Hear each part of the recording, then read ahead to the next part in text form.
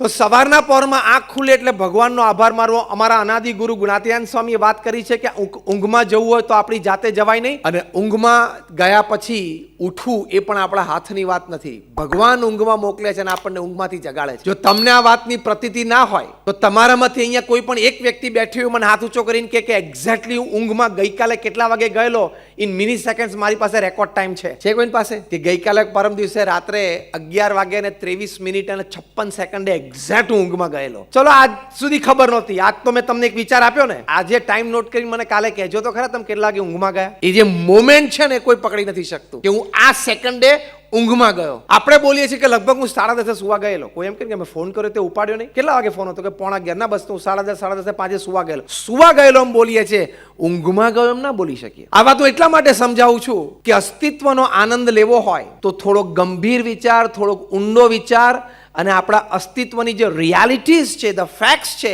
એ આપણે થોડોક વિચાર કરવો જોઈએ. એવી રીતે જ્યારે સવારે આંખ ખુલે તો આપણે આપણી જાતને ભાગ્યશાળી માનવા જોઈએ કે આજે મારી આંખ ખુલી. તો અસ્તિત્વના આનંદ માટે આ પાયાના મૂળભૂત અમુક 2-3 વિચારો છે.